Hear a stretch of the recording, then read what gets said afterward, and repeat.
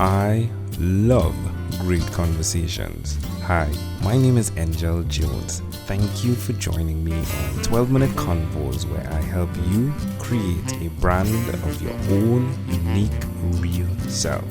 Listen in as I have conversations with amazing people from all over the world. Good night, Richard Haasnoot. How are you going on this wonderful, beautiful night? Well, it's still a beautiful day where I am, but I'll take a beautiful night also.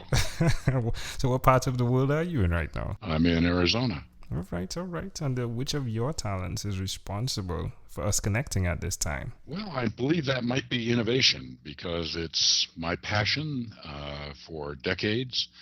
I got into innovation because I loved creativity and creating new things.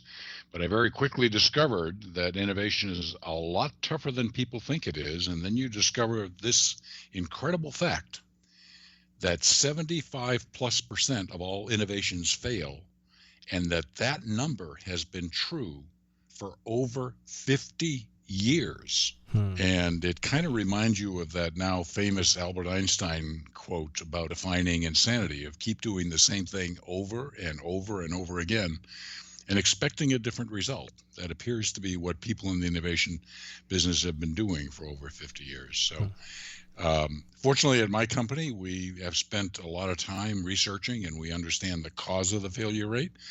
And we have solutions that can consistently help clients double their innovation success rate. So that's what's fun for me.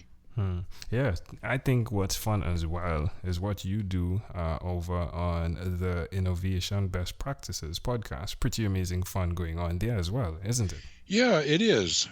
I started that podcast because the only people that were really getting access to innovation best practices were people that had a lot of money to pay me, which is fine. But I realized that the world had a lot of problems needing innovative solutions. And I thought if I could share true, proven innovation best practices with people around the world, maybe, just maybe, we'd get some better solutions to those problems. And on the outside chance that the world might actually be a little bit better place. And since then, I've had thousands of listeners every month in over 104 countries. So maybe, just maybe, I'm helping somebody. Well, that's great. I'm glad that you did that. I got to listen to the podcast, and again, the information as put together with the statistics of the reality of the scenario where innovation comes into an organization was pretty remarkable. Yeah, well, I appreciate that because one of the things that I try and do in the podcast is not only share highly proven best practices, but I try to make sure that it's very practical. Namely, that virtually anybody listening to the podcast can take even the small amount of information I give and immediately start using it to help themselves be more successful. I think that just might be working. So who did you learn the skill of innovation from? Well, broadly, the world and life. Innovation is not just for business, but innovating in your life is also important, and I've done a lot of that. But probably one of the biggest influences is a guy by the name of Doug Hall, who founded a place called Eureka Ranch, which Doug is a chemical engineer by background, and he was also a brand manager at Procter & Gamble, where I also worked. And so we've been friends for over a couple of decades, and Doug has done a lot of pioneering research into the field of innovation, and I've learned a lot from him, and for that I'm very appreciative. The failure rate is so high. Why will you continue to repeat the skill of innovation, Richard? Well, innovation is needed by both companies and people because innovation, very simply, is about making things better in whichever way you want to. And when you understand what it truly takes for an innovation to be successful, and we don't have all the time to go into that, but when you truly understand what it takes to make an innovation successful, you then have a definition of what you need to invent, a standard that you need to set for your invention. And most people just don't set the bar high enough in terms of how much better their innovation is than the other alternatives that people have today. And if you just know how high you need to set the bar, that's a big step to actually making that happen. So that's what we use to help people create the ideas to create solutions that are dramatically better than what's available today. And when you do that, when you're dramatically better than the other options that people have, they actually pay attention and they pay for your product. It's almost that simple and that difficult. Yeah, yeah. Today I was having a conversation with an individual that is a chemical supervisor, and he was expressing that, he needed more manpower. And but he had the manpower, but it's like, how do I release the manpower? And I said, well, it comes right back to you in terms of setting the parameters of what you want to achieve. Is that something that you see often occurring with R&D regularly, where the parameters are not set? Yes and no. There are some parts of R&D that just like exploring the world for the sake of, hey, maybe I'll find something really big. And I think the record shows that form of R&D has a very, very low success rate. I am working with a company right now that has a head of R&D at a major global company who has a very specific objective for the problem he's trying to solve, actually the entire new category he's trying to invent. And he has the parameters of what it will look like to the consumer in terms of the benefits that will be delivered.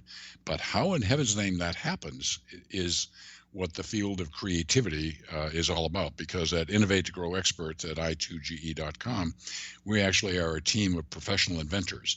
And now that he has the bar set that high, we're excited to turn that objective into a living, breathing, successful product. Where do you draw the line where it comes to what it costs to make failures occur? What it costs to make failures occur, is that what you said? Yeah. Where do you draw the line? Like, where does the line stop? Where do you say, okay, this is enough. We've spent too much we've invested too much on this. Right. Well, it's actually, that's a good question. And it's not always an easy one to answer, especially if your ego gets invested into the idea, like it's my idea, and you're the boss. That can get to be tough. But here's a couple of quick clues. There are some very, very cost-effective, highly accurate quantitative research methods. Quantitative research gives you a highly accurate answer, for example, about the chances for success of an idea. That objective wisdom, if you will, combined with seasoned judgment, can often lead people to make the right answers. And increasingly in the field of innovation, there is this concept that people have embraced, namely that failure is good. Failure becomes a teacher. Those teachings enable us to do it better the next time. So the fear of failure is declining. And when that happens, learning increases and people become a bit bolder.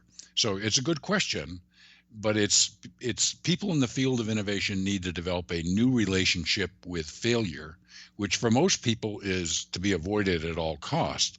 Yet in the field of innovation, you know that if you can fail fast and learn fast, that's a formula for often getting to very, very big successes. Yeah, I love it. Love it. It is such a practical principle, the thing you're speaking about. Pretty fascinating. Amazing audience. We are live with Richard Haasnoot again. He is the podcast host of Innovation Best Practices. You can connect with him at i2ge.com. Is there anywhere else you'd like people to connect with you, Richard? Sure. They can just email me at richard@2ge.com. Love it. Richard, let's switch gears for a moment now and let me invite you into my time machine that is surrounded with beautiful, warm, blue Caribbean water. Richard, what is your earliest childhood memory? My earliest childhood memory was living on an ocean, not as warm as inviting as where you are, near Boston, Massachusetts, where the waters were very cold. But it was kind of like almost a rugged wilderness in some ways. Lots of areas to explore, islands to explore, a hermit that lived on one of those islands that all of us as kids were afraid of because he had magical powers or something like that. But we ran when we saw him. So, I mean, I grew up on the ocean. And as much as I love the ocean, I've subsequently come to love the mountains even more, and have a home up in the mountains here in Arizona. And it's a beautiful place to be.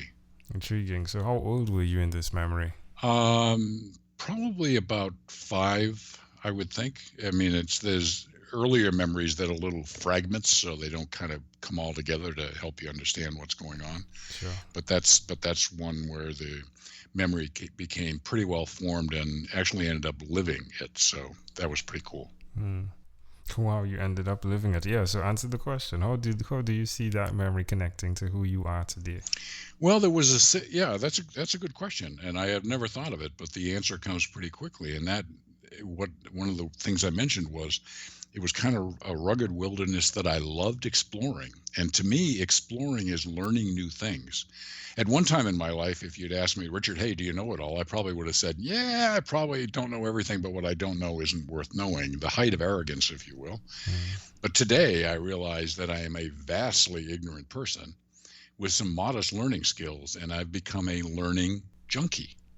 So, and that connecting back to the childhood memory is I loved exploring. I loved learning about new places and new things, and that's kind of continued to today. That's amazing. It's amazing how it connects, isn't it? Wow. Isn't it? It is.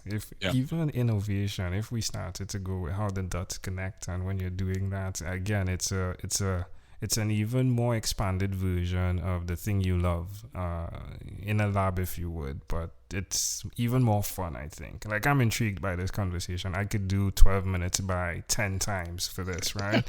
But most definitely love how it connects. If we fast forwarded to when you were 12, what was your favorite song? My favorite song when I was 12 years old? Yeah.